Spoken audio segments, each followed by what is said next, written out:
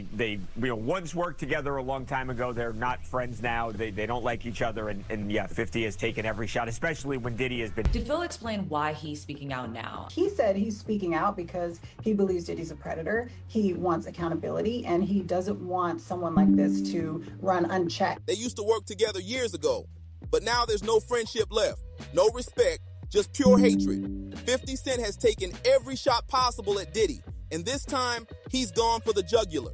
When asked why he's speaking out now, 50 said he believes Diddy's a predator who's gone unchecked for too long. He wants accountability. This footage was never supposed to see daylight. We were told it was too explosive, too risky, too dangerous to ever be released. But somewhere between a betrayal inside Diddy's own circle and 50 Cent's ruthless patience, the one recording that was meant to stay buried forever finally hit the internet, and nobody saw it coming. Not Diddy, not his lawyers, not even his PR army. December 1st, 2025. Out in front of this and, tried to persuade Netflix not to come forward with it. I think it's an interesting argument because what they're claiming is, Curtis Jackson, aka 50 Cent, has had a long-standing, animosity against Diddy and sort of vice versa. And because he's at the helm, they're arguing this can't be taken seriously. This should sort of be seen as propaganda. And one of the things that Netflix hit back with was, yes, he's the executive producer. He doesn't necessarily have creative control. And that's something we... The day the most powerful man in hip-hop stopped running the game and started watching his own downfall unfold from a prison TV. The so-called king of control just lost the one thing he could never afford to lose: the narrative.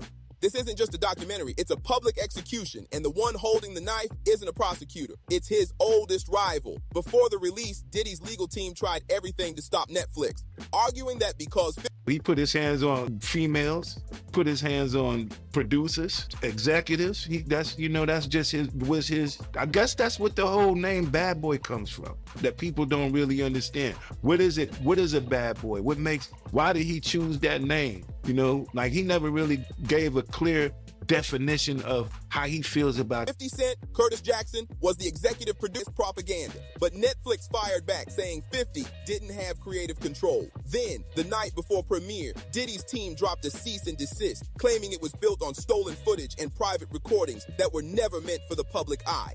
Those recordings captured Diddy in the 6 days before his September 2024 arrest, ranting, panicking, and demanding loyalty from people who'd already started to walk away. Cameras he hired himself caught every second of his meltdown. The ultimate irony, Diddy's obsession with controlling his image became the very reason it crumbled. That footage showed him yelling at producers, intimidating assistants, and showing a side of Bad Boy that was way too real. The name suddenly made sense. It wasn't branding, it was confession. The clips leaked and spread like wildfire online. Viewers saw Diddy pacing in a hotel suite, barking at lawyers, and muttering about hiring. The feelings that I have about the documentary, it was just old news, and they took a couple of with the footage from Puff from the days that's leading up him to get arrested, the incidents with the people from the courts, the two people from the courts. So it was nothing new. Operatives to handle business. One clip in particular exploded. Diddy in Harlem smiling for fans, then recoiling and whispering for hand sanitizer, like the people who once loved him were beneath him. The contrast was brutal. Fake charm in public, pure disgust in private. His lawyers screamed attorney-client privilege, claiming private strategy sessions were illegally exposed. But the damage was done. The man who built his empire on image control got caught on his own tape unraveling. And this time, there was no PR spin that could save him. Netflix didn't. In the unit that was one floor above mine, so in terms of like the setting, it's a fairly decent chance that the room I'm describing is similar to where Diddy is. Yeah. Flinch. The team said the footage was obtained legally, the rights secured, and the sources protected. Director Alexandria Stapleton even doubled down, saying Diddy spent decades filming himself. Flight where Diddy said to her, showed her the video, that he showed her a video of a freak-off that she participated in and said, if you don't participate in another freak-off when we get to New York, I'm gonna put this video out. I'm gonna send it to your mother. And that's coercion. She testified to that. If the jury believed her, that's coercion. They would have cast. He built the archive of his own downfall. Her words cut deep. He wanted the world behind the scenes. Now the world is behind the scenes. When Netflix reached out to Diddy's camp for comment, they stayed silent until the premiere hit. Suddenly, his lawyers were loud and frantic, but it was too late. The narrative had shifted from if Diddy was guilty to how much he'd hidden. Even people close to him said it felt like old news. The footage just filled in the blanks of what everyone already suspected. They claim Netflix only used a few crucial moments from those tense pre-arrest days, mixing it with court evidence and witness interviews, but the real twist came from the man behind the camera, Michael Oberle. Diddy had hired Oberle to document his life for over 2 years, planning a comeback film that would show his resilience. But in December 2024, Oberle dropped a bombshell. He didn't leak anything. He said someone inside Diddy's inner circle had covered for him for 3 days while he was out of state, and that's when everything got stolen. Just 3 days. That's all it took for someone to see a chance, whether for money, revenge. Look at how many people he affected negatively. That was his trade-off to gain what he had. His former bodyguard, Gene Deal, said he seen him doing a ritual where they dub. What is that? And I feel like it's being overlooked because they see him doing the dance moves with the baggy clothes. You know, some of the ladies in his videos were trans. Or pure chaos and hand the most damning footage straight to 50 Cent's team. Oberle called it a betrayal of trust. The internet called it karma. And then there's 50 Cent, the architect behind the takedown. He didn't just produce this documentary, he weaponized it. The ABC interview promoting The Reckoning wasn't a coincidence. It aired on Good Morning America, one of the few shows broadcast in federal prisons. 50 knew exactly where Diddy would be watching. By December 8th, 50 was trolling him online, posting memes about prison TV. And so what I want to say to Justin Bieber and to everybody that's following the situation is that Justin Bieber is a victim. I was horrified when I saw this, not because of the idea that Justin Bieber would be engaged in these sorts of things at these parties, but because I understood that this was a kid who was intentionally targeted by the way access and mocking the idea that Diddy could ever escape the truth. He turned pettiness into psychological warfare, a masterclass in humiliation. This wasn't just about exposing the man behind the music. It was about stripping him of power in real time. Diddy couldn't hide, couldn't silence anyone, and couldn't spin the story. The same cameras he used to control his image ended up recording his collapse frame by frame, and then came the final piece of the puzzle, the clip that silenced every doubt. In it, Diddy allegedly threatened someone close to him after showing them a freak-off video, saying, "If you don't do it again when we get to New York, I'm putting this video out." That single clip, filmed by his own crew, ended the debate. The story wasn't just about a fallen mogul anymore. It was about what happens when power, ego, and secrets finally catch up to a man who thought he could outsmart them all. "I'm gonna send it to your mother." That's what Diddy allegedly said on that video. Straight up coercion. If the jury believes Cassie's story, that alone seals the deal. That's not seduction. That's intimidation. But the Netflix documentary didn't just recycle old allegations. It reframed them with evidence too strong to ignore. Take the legendary white parties, those exclusive A-list gatherings where Justin Bieber, Mariah Carey, and other stars showed up like it was the Oscars of excess. Neighbors called police 14 times over 7 years, reporting dazed guests wandering the streets at dawn. But this time, the footage went further, linking those parties directly to the lawsuits, stacking up against Diddy.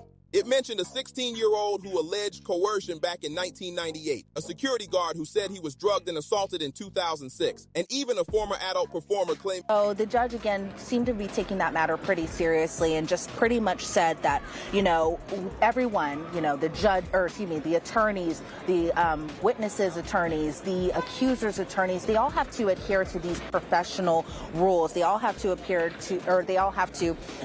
to this professional conduct. And if this continues and if more things are said that get onto... She was groomed at multiple events. The pattern wasn't random. It was systemic. And in his own words, caught on camera days before his arrest, Diddy muttered to his lawyers, "We're losing." One lawyer tried to reassure him, but he fired back, "Not if we are."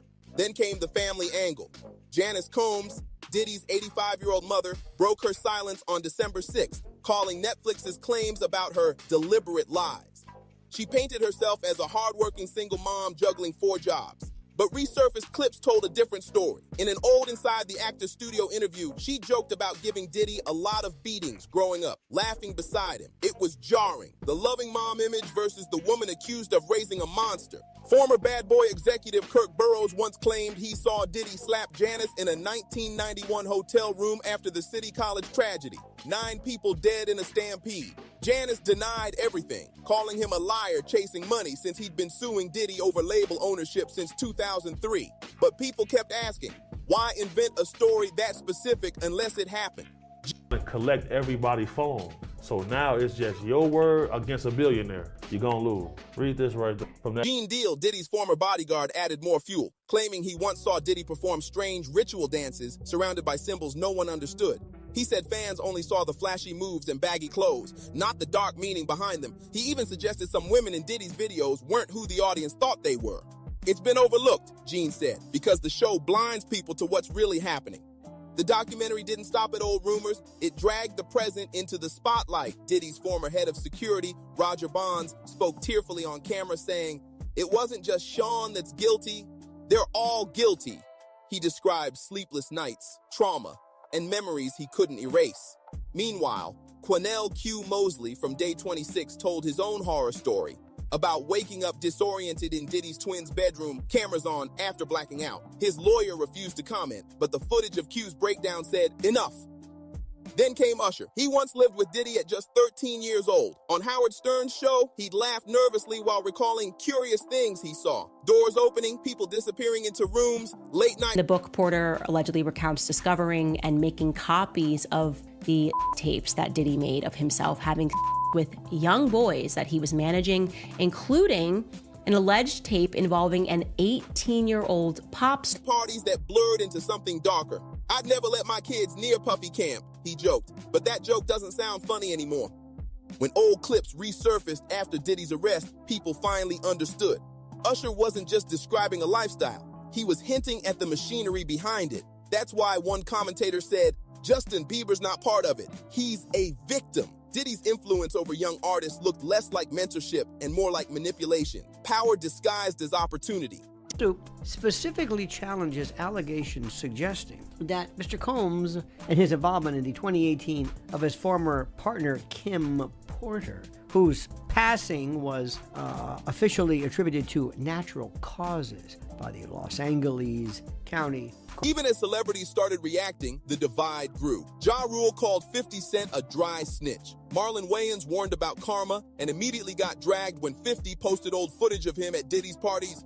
Joe Budden took a bolder stance, saying the documentary didn't just expose Diddy's crimes, it exposed the system that protected him. Labels, lawyers, artists, all complicit because the money never stopped flowing. By mid-December, the fallout was everywhere. Diddy's legal team kept threatening lawsuits, but no one cared.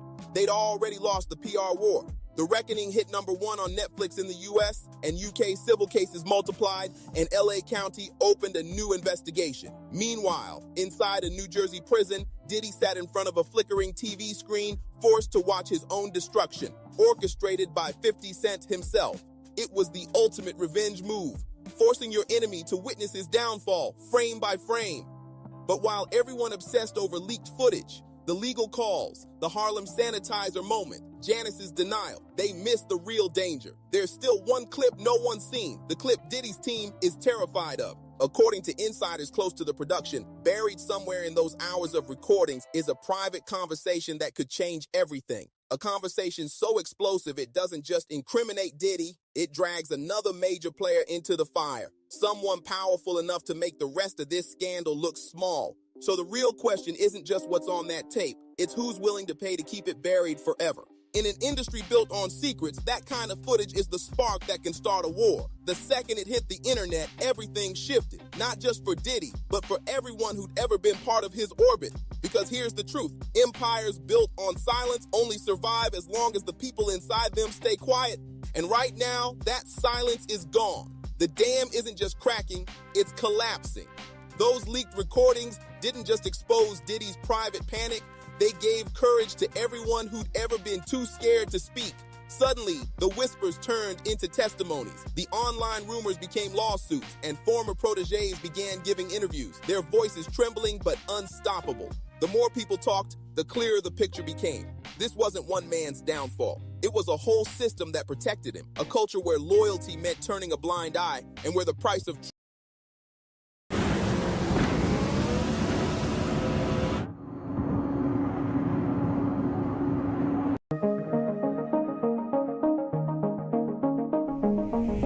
Over the next few years, Diddy and 50's beef went quiet, likely due to all the success on both sides. But behind the scenes, tension was brewing. By 2003, both men were megastars in the rap game in their own rights. One interesting moment occurred when the two crossed paths on the 28th of August 2003, as Diddy ended up presenting the award for Best Rap Video at the MTV VMAs award show, with the winner being none other than 50 Cent for In Da Club. And the award for Best Rap Video goes to, come on, Playboy, 50 Cent. And 50 Cent and Eminem would touch the stage, dapping up Diddy, seemingly on good vibes. However, that same year, something would happen that changed everything, because apparently one chance encounter between Diddy and 50 Cent had 50 feeling some type of way. Apparently in 2003, New York music executive Chris Lighty, who was close to both 50 and Diddy, held a star-studded wedding, where Lighty tied the knot with his wife Veronica. Both 50 and Diddy were in attendance, and 15 years later, whilst on an interview with The Breakfast Club, 50 revealed that Diddy had said something to him that made him uncomfortable. He said something to me one time, a long time ago, at Chris Lighty's wedding. He told me he'd take me shopping. I looked at him like, what'd you just say? Let me move, man, before I do something. You're gonna make me mess up the wedding. 50 would also elaborate on this strange offer on his 2020 Drink Champs interview, when it was revealed that 50 and Diddy had been placed together on the same table at the wedding, and it was incredibly awkward. He's like, I had 50, I think it's Steve Stout, and Puff at the same table. He said it was the most awkward shit ever, and that you was instigating some shit. And it was at this point that Diddy made the strange comment, offering to take 50 Cent shopping and pay for everything. Then Puff was like, yeah, like first he was amping him to get Stout. Then he was like, so when we gonna get the chance to, to kick it, like we could just hang out. We gotta kick it. This is Puff. Okay. You're telling me we gotta kick it, and he was like, why don't we like go shopping or some? I mean, like I pay for it. And I was like, what the fuck this just say? I got the fuck away from him because I was like, this nigga like fucking. Wait, this just tell me he'd take me shopping. Clearly this comment had gotten under 50's skin. It's unclear if this was a misinterpreted attempt at Diddy being friendly to 50, or a sign of disrespect trying to mock his fashion sense, or perhaps, even worse, a deeply disturbing attempt at mind games to put 50 Cent in a subordinate position. Let me get out of no, dude, take me. That's what a guy says to a girl. Don't make like it's just me, man.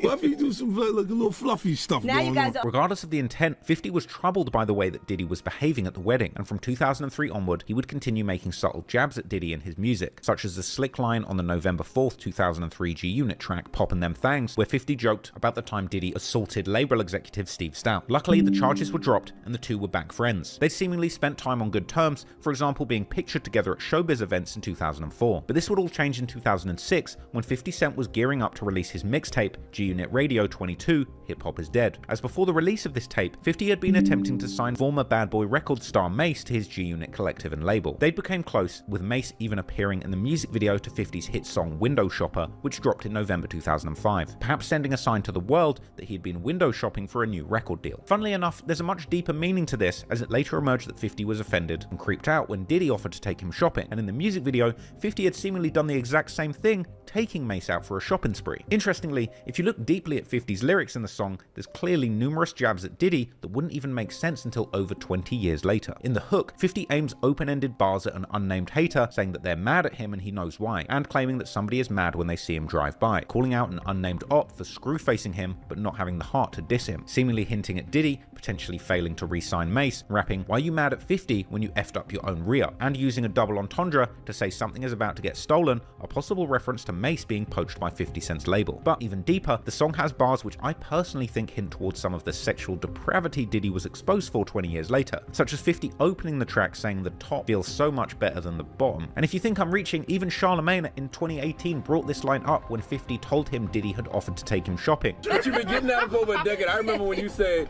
the top feels so much better than the bottom. Yeah, I've been saying this. 50 also made reference to freak-offs, which would later be mentioned in a big indictment against Diddy, and a remix of the song featuring Mace would later release as part of 50's mixtape, G-Unit Radio Part 16, as well as his bulletproof video game soundtrack. Cameron would later question Mace on what on earth he was doing out shopping with 50 in the music video in a hilarious 2023 podcast. In 50 Cent's video, Window Shopping, what was your role exactly in that? What was my role? Took you shopping. They said he scooped you and took you shopping in the video.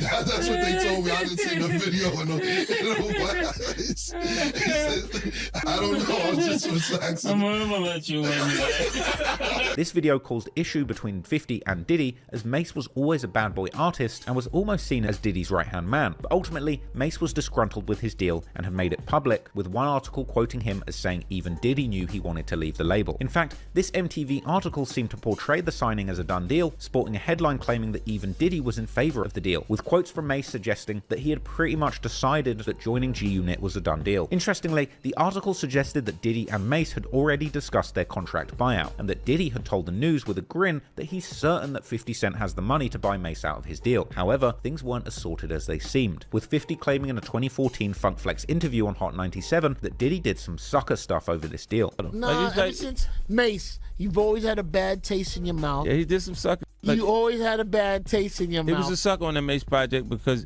he know what he did. 50 would recount a run-in at the Nobu restaurant with Diddy, claiming that Diddy told him it was all good and he was just waiting for 50 to take care of the finances to release Mace from his deal. But then we was in Nobu, me, him, and Jimmy sitting there, right? He was at the table having dinner with some other people and came over. Yo, Playboy, yo, I thought, you know how we going Tiffany Cole right now. We pick up something, they ain't gonna say nothing. They gonna send us an invoice later. They gonna let us walk out. That's what I thought you was doing with Mace. I thought you was taking him on tour. When you come back, you gonna take care of me. I said, oh, it ain't nothing. So I just waiting for you to take care of me. Interestingly, he also said that Diddy muddied the waters between 50 Cent and Jimmy Iovine, who 50 was in Nobu to have a meeting with about negotiating the deal for G-Unit artist The Game's next album, with Diddy apparently making a too good to be true offer for Mace, saying that he would give him the money to sign him and complete the album, and that 50 and Jimmy could keep the profits once Diddy had recouped from Mace's deal. Not only a too good to be true offer, but it also put 50 in a tough spot with Jimmy, who was there to work out the G-Unit deal on The Game's next album. When Jimmy gets all antsy, because right now he don't know we having a meeting to talk about him actually going, it's time to sell the Game album again, so he's trying to figure out how to have this conversation with me. I've never heard a person say this to me ever again in my career.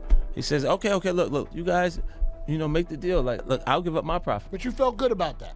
Yeah, make the project. And after we recoup the money that we spent, take the profits. Man, Mace might not even get a chance to write all of the record. I'm trying to write the record for him. Super good deal. Never, ever again. And you kind of feel Diddy made the deal hard? Yeah, like after he just said something that I'm never going to hear from my career ever again. In this interview, 50 would then reveal that later, Diddy eventually told him that he was really expecting a whopping $2 million to release Mace from his contract, with 50 famously saying that Mace wasn't worth $2 million with $2 million in his pocket and that he'd have paid $1 million max. Was there a number talked about? Yeah, I was like, what you looking for that? What you want? He said $2 million. I'm like, Mace ain't worth $2 million with $2 million in his pocket. You crazy? It was $1 million over what that was supposed to. He could have got $1 million. 50 even said he felt like Diddy was trying to take advantage of him because he knew he was new to the game and that he had $2 million after the success of Get Rich or Die Trying. He was trying to do that. You knew, like, let me get that. The $2 million. You knew and you got it. Give it to me. Yeah, give it to me. I'm like, man, you gotta be crazy, man. This $2 million offer was far beyond what Mace was worth and pretty much a go F yourself offer. Diddy was pretending to be serious about letting 50 sign Mace, basically to waste his time and money. As Mace explained later, Diddy essentially blocked the deal from going through. G-Unit was somewhat a deal that you guys tried to make happen. What went wrong with that deal? You want the honest answer? That's what we're on here for. Yeah. You know why it didn't go through. Diddy didn't let it go through. That's the reason it didn't go through. He wanted 50 to give him all of the money he thought I owed him. And I thought he owed me money, so that was always the underlining battle, the invisible battle. So then when I said I wanted to go with G-Unit, he was trying to get all of the money back from 50 Cent. 50 Cent is a street guy. He's not going to pay that, you know? So then you run into issues. So when Puff, he just kept saying he wanted $2 million, then he wanted $3 million, and he was just trying to make it where we wouldn't have a budget if you give him all the money. You know how Puff is. You're going to cut your arm off to get free. Okay. So if you get free, you're going to have an invisible leg. This was a furious head-to-head and a deep situation when you think about it. 50 came up as a rapper and reached the top of the game before trying his hand at business and the executive positions. Meanwhile, Diddy had somehow managed to climb the greasy pole as an executive with handy deals made behind the scenes that propelled him to the top of the boardroom as a label executive, with Diddy using his industry clout and the help of actually talented writers like 50 to eventually make himself a famous rapper too. Now 50, a successful artist, was trying to poach one of the most famous artists who had held help Diddy make a name for himself. This would represent a serious challenge for dominance in the backrooms of the rap industry and set the stage for an intense beef that would unfold for years to come. 50 Cent would escalate the beef to new heights when he dropped his P. Diddy diss track, The Bomb, aka Hip Hop, ahead of that mixtape's release. Articles began to circulate at the end of August 2006 saying 50 Cent just dropped the bomb on Diddy. The song itself was a remix of Dead Prez's classic track Hip Hop with one of the most iconic beats in the history of rap. On the track, 50 rapped that Diddy knew who killed Biggie and that he was scared of the boys who did it from the West Side. The song had a boastful hook where he claimed that him and his G-Unit crew run hip hop in its entirety, not Diddy. 50 would also rant at Diddy on the outro with a long tirade that dissed Diddy into another dimension. He mocked Diddy's party, saying that he won't be getting invited to the white party in the Hamptons after this diss, but 50 doesn't want to come to the white parties anyway, and he doesn't want to hang out with Diddy's punk.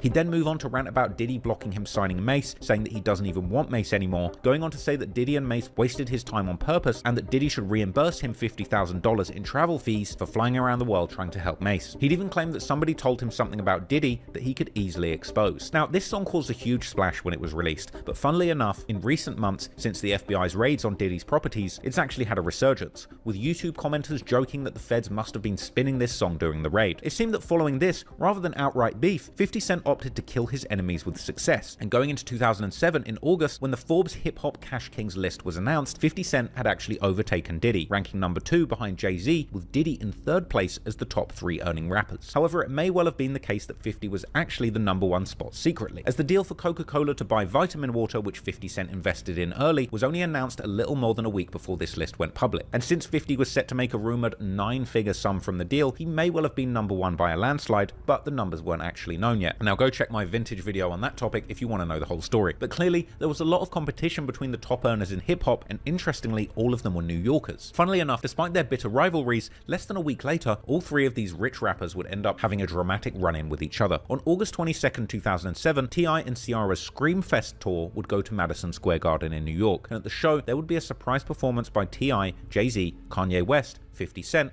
and Diddy. This was a wild moment and included some strange things, because when Jay-Z realized 50 Cent had walked onto the stage, it seemed like a frosty introduction, and there was a little tension between them. We got, hey. You can get down. You can get down. It's all good. This a real special moment, ain't it? Come on, you can get something. This a real special moment. Uncle Diddy in the motherfucking house. 50 had to come back out and make my show hot. I so appreciate it. Hey 50, I'm glad you up here because you can share my enthusiasm. Yeah. Some have suggested that this was completely unplanned and that 50 Cent actually invaded the stage and strong-armed the others into letting him stay, asserting his dominance as the king of New York rap, with it being suggested that Jay's introduction showed him he was rattled and didn't have a choice but to let 50 stay on the stage. We got, hey. You can get down. You can get down. It's all good. This a real special moment, ain't it? Come on, you can get something. This a real special moment. During Kanye's performance of Can't Tell Me Nothing, Diddy and 50 would be seen running around the stage separately, and all 5 would stand side by side on the stage in a legendary moment that sent the fans wild. But quite a few weird things played out in the dynamics between these frenemies of rap royalty during this performance. 50 would begin hilariously counting a large wad of money on stage, and 50 and Diddy would then seem to walk towards each other for a moment before the camera cut back to T.I. At one point, Diddy seems to be creeping up behind 50 with 50's head on a swivel and watching out for Diddy approaching him, and perhaps for good reason, because this is where Diddy famously spanked Jay-Z's bottom in front of the whole crowd in a bizarre play of power. Now, I'll be honest, having watched this closely, it seems that 50 continually keeps his distance from Diddy, with Diddy seemingly keeping eyes on 50 and often trying to get closer to him. At one point, 50 is actually distracted by the crowd, and Diddy does a complete 360 turn and keeps eyes on 50's rear. But then, right at the end, Diddy actually runs in with his arm around Ye and throws his arm around 50 Cent, with 50 visibly pulling back from Diddy's embrace and quickly shaking him loose. Right at the end, the two would face off for a tense moment where, to me, 50 looks like he's mean-mugging Diddy slightly. It was an insane moment and wild timing, all happening just a week after all of these artists fought it out to decide who would be the hip-hop's top moneymaker in Forbes magazine. But perhaps this event, or the fact that they were all getting money, brought them together, as not long after that event, the remix to 50 Cent's smash hit I Get Money drops, which is called the Forbes $123 billion remix, featuring both P. Diddy and Jay-Z dropping verses on 50's hit song. Interestingly, at the time, Jay-Z claimed that 50 50 actually wanted to get him and Diddy on his remix, which showed the world there was no longer hate between them. The remix itself didn't feature any shade by 50 and was mainly just braggadocious bars. However, in Diddy's verse, he dropped many questionable lyrics that today would have anyone giving the side eye. Ironically, he started his verse ending the first 3 lines with the phrase, "Diddy did it," and the 4th by saying his lawyer is so good that Diddy got acquitted. For now, it seemed that Diddy and 50 had actually become friends, or at least neutral for the time being. However, in a 2008 MTV interview backstage, Diddy and 50 had a play fight after 50 crashed a Diddy interview to promote his new reality show. Broaden everybody's horizons. Yeah, definitely. I was looking for you. I tell you, get your hand out my pocket, man. Get your hand out my pocket. I see what you're doing. I see what you're doing on the channel. Get your hand out my pocket, man. Look at me when I'm talking to you. I see, yo. I see what you're doing. I see what you're doing, man. I see what you're doing. Nah, look at me, man. I see what you're doing, man. Yeah, you gonna make me. Okay, I'm telling you right now. When I want to work for Diddy, I'm gonna physically put my hands on somebody for the ratings because he's not gonna outdo me. I'm gonna physically. I'm gonna go to Central Book. Yeah. I'm used to it. I know what it is. But get your hand on my pocket. Get off my channel, boy. I love this show, though. You got the brand new show. Have you seen it? I love this show. Donald Trump's seen it as well. Yeah. Donald Trump saying my show is a knockoff of The Apprentice. I said, what's the matter with Donald? Hey, yo, I mean, he got a little age on him. You can see. To me, be honest, it felt a little. I want to work for Diddy inspired to me, though. Yeah, but you know what? This is what I got to do it, right? And these are my friends. But the guys that really don't like me, that's who you need to talk to. Exactly. You know what I'm saying? I love this show, though. For real. I think it's important, like, when you see your friend getting into a new era and a new game, it's important if they do the right thing and they do it the right way.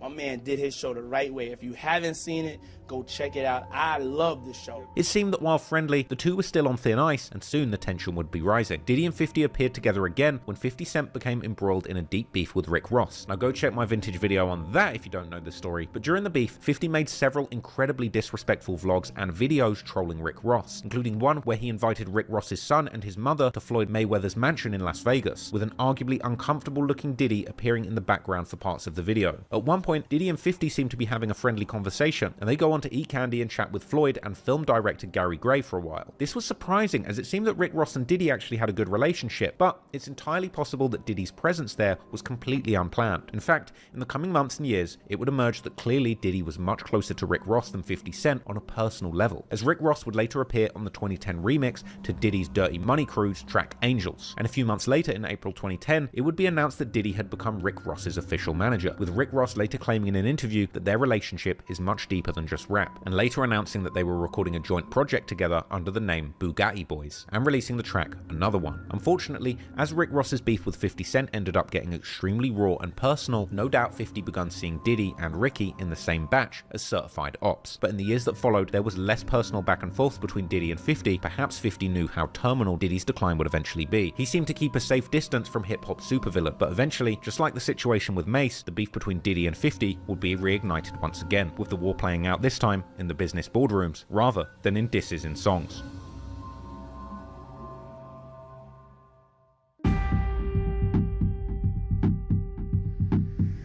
While Diddy made his name in the record business, heading up Bad Boy Records with the booming success of the notorious B.I.G., and after Biggie's untimely and suspect death, eventually making a name for himself as a rapper, but Diddy's career as a moneymaker went far beyond just the rap music industry. He famously founded clothing brand Sean John, which generated hundreds of millions of dollars, and a company that he eventually sold pieces of for top dollar. But Diddy's next famous power play in the business world was becoming the spokesperson for Ciroc, an alcoholic beverage made of grapes, marketed as vodka, but not necessarily actually vodka. Something that Diddy seemed to suggest was an asset rather than a finesse, claiming that only peasants drink actual vodka made from potatoes. Blue Dot Ciroc. It's made with grapes, not potatoes. It's the smoothest thing out there.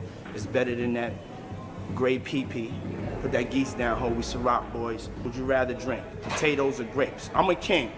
Kings drink grapes. Queens drink grapes. We don't drink potatoes, okay? Peasants drink potatoes, okay? The grape-derived party drink eventually came in a variety of fruity flavors that matched Diddy's various personalities perfectly. Interestingly, the brand was launched back in 2003, and one of the first celebrities used to market the product was NFL player Earl Little. Know very little about him. It doesn't seem like he really got the brand popping. The brand Ciroc would truly catapult itself into the hip-hop world in 2007 when they started working with Jay-Z and eventually Diddy, who began pushing the brand hard after after signing an alleged $100 million deal with the brand. Obama, he would hold star-studded Ciroc parties attended by the biggest rappers of the era, and he would famously ring in the new year after year with his Ciroc the New Year campaign and year worth a whopping business empire with Diddy.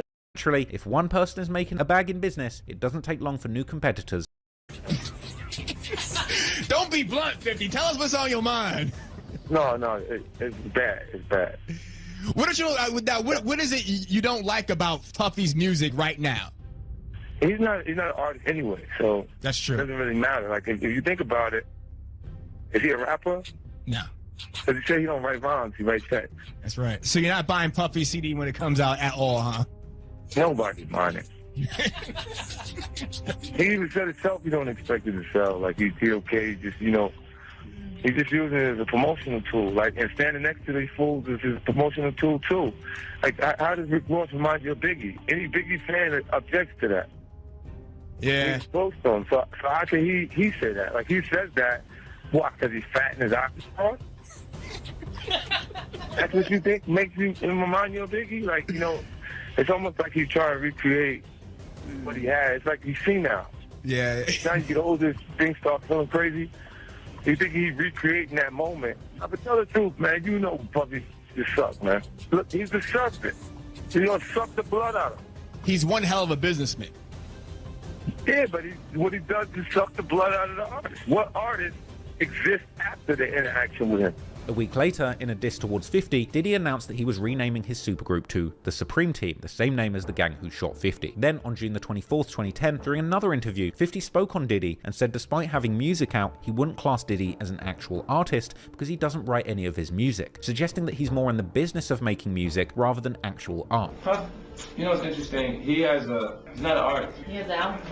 Yeah, but he's not an artist. See, an artist would be someone who actually wrote something maybe on the record. Imagine if I just sat around and listened to people's CDs and said, I'm just going to say the first verse that I hear that sounds good. That would completely take away the pressure. I'd still be the artist in front of you with a new song every 2 minutes, because every artist that has a song that would like to make some money off it would send it. What I thought was a part of the culture, what made hip-hop culture exciting to me, was each person's individual experience. How you learn to enjoy them as an individual and their portion of their life, carving out that piece. When that's not there because they're just being executive, like you say, you don't write rhymes, you write checks, that's not hard. Like for hip hop, it's not. Now, Diddy would actually clap back at 50 in a speech made at the BET Awards after party in June 2010, where he told people to stop hating, saying that hate is for suckers, without actually naming 50 directly, but calling him a crab. Naturally, 50 would continue smack-talking Diddy in response to these jabs. In July 2010, 50 would question Diddy's intentions in the art of hip-hop again, after Diddy appeared on the song The Ghost of Christopher Wallace with Jay Electronica, another tribute to Diddy's fallen friend and artist Biggie Smalls, and it had 50 feeling some type of way. He would let the public know that he didn't appreciate Diddy for using Biggie's name for clout and money, tweeting, "Enough is enough. Biggie's name should have never become Diddy's black card. Let Diddy know to let B.I.G. rest in peace. When was the last time Diddy really was bigging up his brother, not bigging up his bank?" 50 would actually start a Twitter petition trying to ban Diddy from using Biggie's name going forward. And around the same time as this, in August or July, another interview would drop where 50 Cent hopped on the radio with DJ Who Kid on Shade 45. And here, 50 would be asked about the comments that Diddy made at the BET Awards after party, with 50 responding calling Puffy a bitch and suggesting that he simply wants attention from men. Though the after party, do you think that Diddy was coming at you though? Really interesting,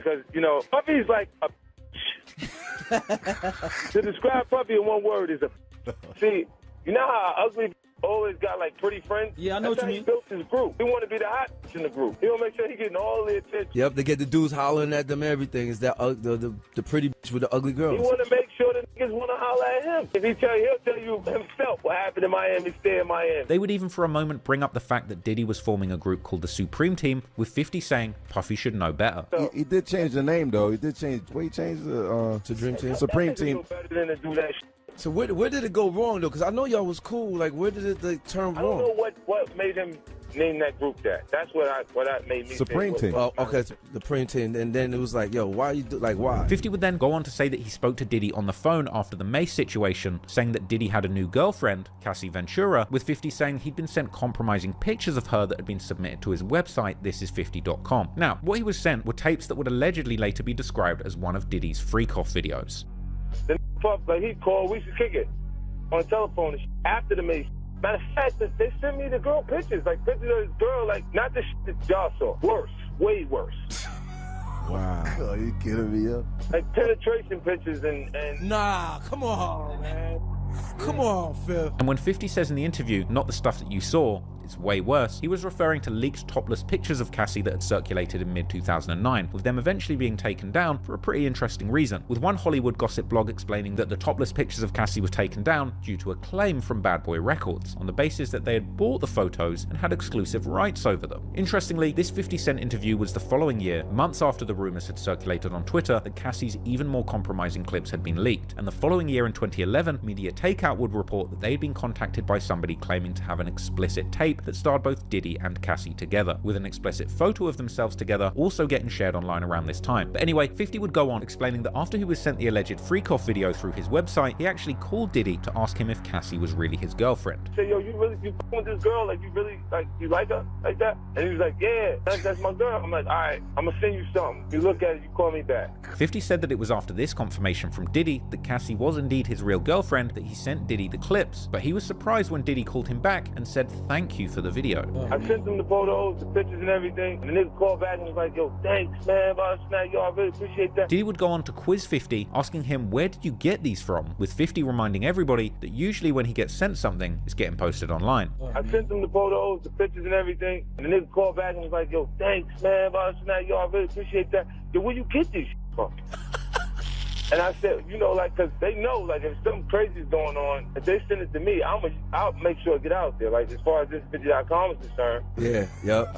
And then 50 would go on to drop a bombshell, explaining that because of the way Diddy reacted, he realized that these pictures and videos weren't being made because Cassie wanted them, but because actually Diddy wanted them. Even saying cryptically that Puffy likes to take advantage of all the suckers. You know, I really kind of felt like those photographs were not happening because of Cassie. I felt like they was happening because of Puffy.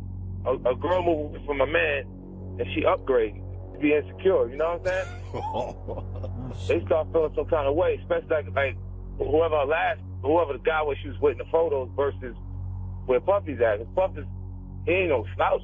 You know what I'm saying? Like, yeah, he's been able to take advantage of all the suckers. This was a bombshell interview, but it didn't really pick up steam at the time. Interestingly, however, a month later in September 2010, 50 Cent would actually run into both Jay-Z and Diddy backstage, with 50 later telling MTV that he'd seemingly squashed his beef with Diddy, with the two having a conversation and coming to an understanding, with 50 saying, I had a conversation with Puffy the night before Jay, he gave me a whole new perspective on his actions. He's like, I understand the way you felt because of what I was doing at the time, but I wasn't thinking what you was thinking I was. You done hit me 9 times, I'm just in the fetal position because I understand why you're attacking me. But if I can't touch bases with you to tell you what I'm thinking or why I did it, then you can't understand it. We created a little clarity out there. Interestingly, a week later, Diddy would be on the cover of Vibe magazine along with 50's arch nemesis Rick Ross. The article would discuss the feud, with 50 stating that Diddy was unfazed by 50 claiming to have the nudes of Cassie. But Diddy wouldn't answer any direct questions or give any quotes relating to 50 Cent. Seemingly, the bitter feud was frozen into a cold war at this point. 50 and Diddy would appear to leave each other alone for all of 2011 and the majority of 2012, with one of the only jabs being thrown by 50 in December of 2012 when he made a tweet about music manager James Cruz, an ominous post where he said that he asked Diddy what he did to James Cruz to make him act like one of his girlfriends, going on to say that Diddy said, what happens in Miami stays in Miami. And Tony Yayo from G-Unit would later say in a Vlad TV interview that 50 had actually told him that Diddy had hooked up with James Cruz. Already said. Oh, he said, all right, 50 said James Cruz F Diddy. Oh. Like had sex with Diddy. Some crazy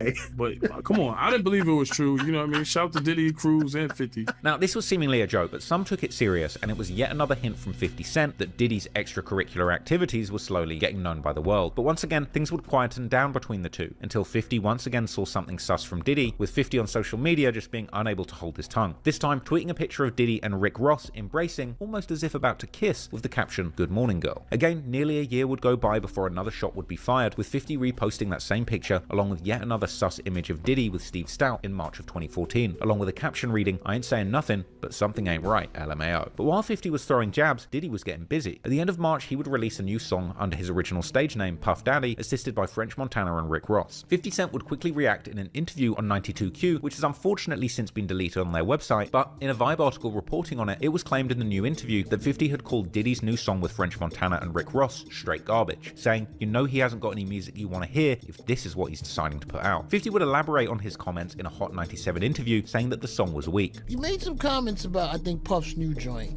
Yeah, it's a good record, man. Which one? I like it. That Big Homie record? Big homie, yeah. I like when he does that type of talk. I like when he does that type of talk. That's the type of talk you want to hear from Puff. I think he's weak. Funk would ask 50 about his strained relationship with Diddy. You and Puff have a weird relationship. I'm just saying, I don't want you. I'm not trying to force you to think what I think. Sometimes you like it, sometimes you don't. You gotta admit that to me. You can't. Sometimes.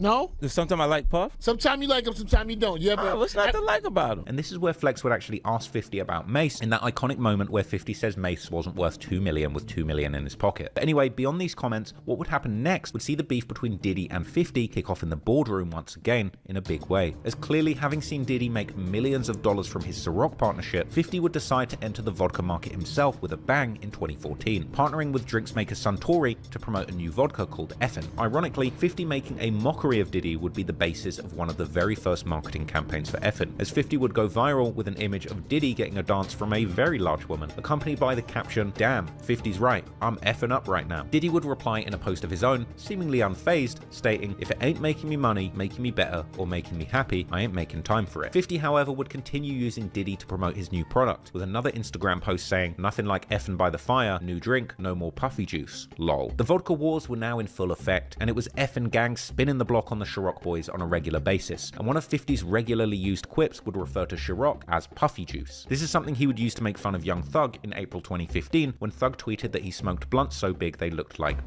with 50 saying, "What the F? He on that puffy juice, lol, hashtag effin' vodka." He would also take aim at Diddy and French Montana, posting an image of them laying suspiciously close to each other with a caption reading, "What in the effin' vodka is going on in this picture, man? Something's not quite right." In May, 50 would post a clip to Facebook of his car surrounded by fans, telling followers that no one ever shows out like this for Diddy. They don't never do this for no puffy, you kidding me? No more puffy. In June 2015, at the BET Awards, Diddy would fall on stage while performing, which 50 came out to say was the highlight of the whole event. BET.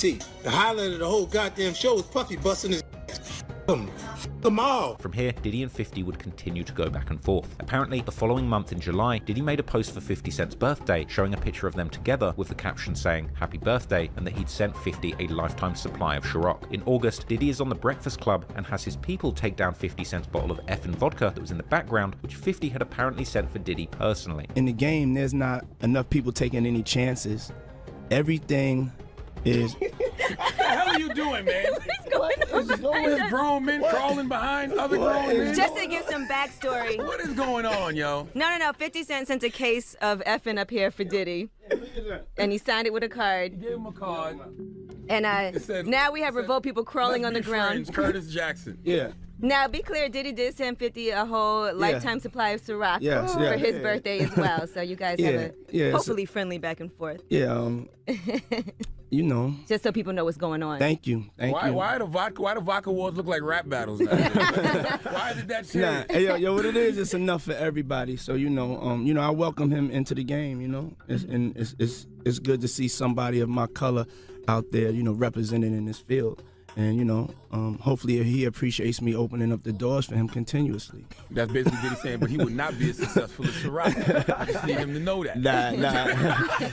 Nah, but I sent him a lifetime supply of Ciroc, and so I appreciate his gesture. He only sent you one case. That's kind of an insult. A lifetime supply? I mean, when you first starting out in these little companies, you know what I'm saying, they don't really have a lot of supply, So that's, with Homeboys Vodka, sometimes maybe you can only send a case. It's been great to see more people of color get into the game and to be able to get the different endorsements and the support. And so, I welcome anybody that's coming in, hustling, trying to, get their thing off. So, I wish 50 the best of luck. Then, like a nasty rash you picked up from a freak off, the beef would spread quickly to Diddy's inner circle, as French Montana would find himself on the front lines of the vodka wars too. In late August, French would be seen giving an underhanded shout out to effin' vodka whilst at an event that they were sponsoring. Nan's here, he came by. Shout out to effin' vodka. That's kind of watered down, but I love it. 50 would react to this clip laughing and saying that French is down with G-Unit, not Diddy, and hinting that Diddy hadn't cut French a check for his loyalty to Ciroc. 50 would then make a post saying that French had an in-store when nobody showed up and that Diddy must have set him up. Yo, check this shit out. So yesterday, French Montana had an in-store up in the Bronx. 10 people showed up. He said, "F this, let me have a drink." Puffy trying to make me go against 50, he set me up. The following day, French Montana backtracked and would be on stage dissing effin' vodka. I guess 50 don't know me and Max B run CT, right? We don't f*** with that effing block over here, you heard me? A couple days after that, French would post a follow-up video on social media dumping bottles of effing vodka in the trash. That's how I feel about your boy. What the f*** is this? 50 would then respond to this, saying Diddy must have called French after he said that he liked effing and forced him to trash the bottles. Yo, I just seen a clip of French Montana throwing bottles of effing in the garbage. You know, Puffy called him like, you said you like this. You want your record out, don't you? You dummy. You playing. They putting us out of business. You better do something! 50 even posted it with a caption comparing French's post to Diddy sending his runners to fetch cheesecake for him like they did on Making the Band, as well as another post saying that Diddy must have touched French Montana's butt like James Cruz for him to back Diddy so hard. And 50 would tweet around this time that he had spoken to Diddy, who told him that he was getting too old to keep up with the beef. Not long after that, 50 would post saying that Puffy must have been mad to find out that effing vodka was the main event at the latest sales meeting for Suntory Drinks. Over the next year, there would be a few sparse jabs between 50 and Diddy's camps. 50 would tweet seemingly indicating that Diddy was pissed when he found out about 50's effing deal and hinted that perhaps Diddy had offered him a Ciroc deal. In February 2016, when news circulated after an ex-LAPD detective claimed that Diddy had paid Keefe D $1 million for the hit on Tupac, 50 reposted it with a caption saying, "So Puffy with it, huh? You gotta watch these punks. Scary ass dudes will try you. Hashtag no Puffy juice. He killed your favorite rapper." And 50 would follow up with a skit on his Instagram where he recorded himself telling someone on the phone that Diddy killed Tupac. I told you you can't trust these. Puffy done killed Tupac, man.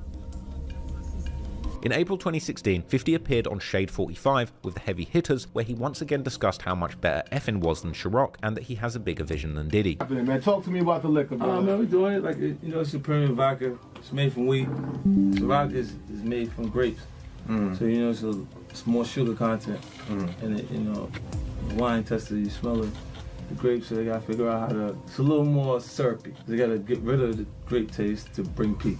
Or to bring those other things that are there, so you see. You're taking the same blueprint that he did with Ciroc Boys or the Ciroc flavors. That's cool. He only did it in New York, so he had the right drink, just the wrong vision. 50 would go on to explain that his plan with effin was to hurt Diddy before going on to say that Diddy is someone who stands next to the guy, but 50 really is the guy. So you and Puff go at it neck and neck all the time with your brands? Well, it's gonna hurt him. Look, he's a guy who stands next to the guy. He's not the guy. I am the guy. Right? He's next to Biggie. He's next to Greg Mack. He's next to Mix. He's next to the Locks. Next to Kim. Whenever you've seen him by himself and was excited. 50 would repeat his earlier assertions that Diddy isn't an artist, just a music mogul who cuts checks to real artists. He's not an artist. He's a party promoter, a business person, producer, a lot of other things, but not an artist. You know what I'm saying? Then when Diddy announced he was retiring from rap to pursue acting full-time, 50 joked that he thought Diddy retired 10 years ago. However, there would be some small responses, even if not from Diddy himself. That same month, May 2016, a drunken French Montana throws more effing in the trash when he's at the Breakfast Club. Don't throw this shit down. Don't throw this shit down. Please don't throw that. Don't throw it down. Please. Not in here. No, not that. Yo, I hate that. Get him a trash can. This is all the motherfucker. Damn. You doing dirty all you want. Look at this guy, man. He look over. Look at this guy looking over. You know what I mean? I'm not even gonna do that, man. I wanna hit against the wall. Who drank this Four Loko? Who drank this Four Loko? This Thunderbird? This motherfucker? No, hold on, leave this right there. So, look, and I drink Ciroc while I drink Henny when it's time being, you know what I'm saying? But who drank this Four Loko? I'm so heated right now. Like, I'm heated. But guess what? This shit don't even want to close. Like, once you open it, don't close. Look. It's leaking all over my hand, look. It's leaking, look. All over me.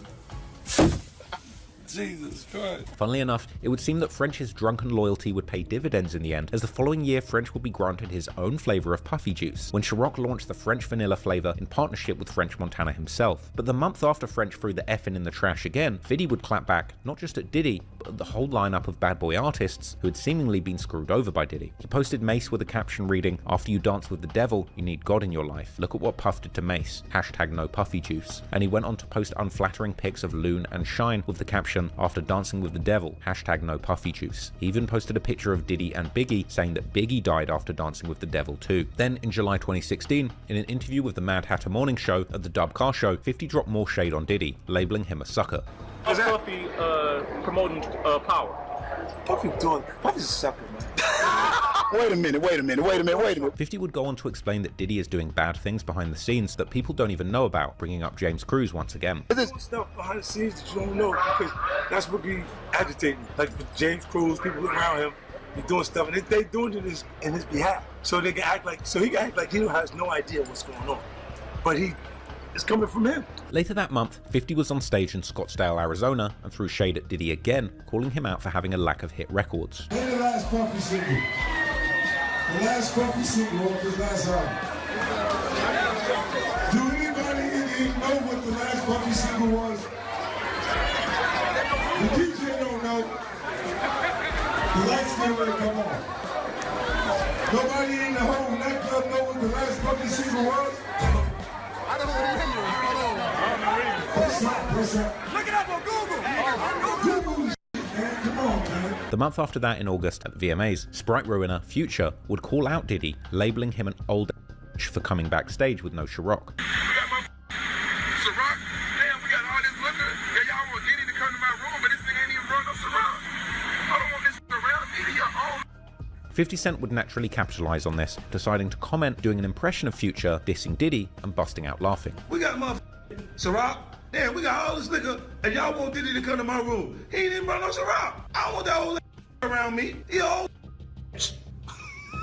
It was another bitter summer between 50 and Diddy, but almost like a bear going into a hater hibernation. Into the winter, 50 would appear to leave Diddy alone for the time being, and the No Puffy Juice posts would interestingly slow down during this time, with only a few hilarious jabs sent by 50, like one image of Diddy looking like a woman, with the caption, "Puff like, I don't care what you say 50, I'm so sick of you messing with me, no matter what." And ultimately, the vodka wars would seemingly come to a stalemate too in July 2017, when it was reported that 50 Cent had actually sold his stake in Effin' Vodka for a rumored $60 million, after DJ Envy aired the news on the Rumor Report segment on The Breakfast Club.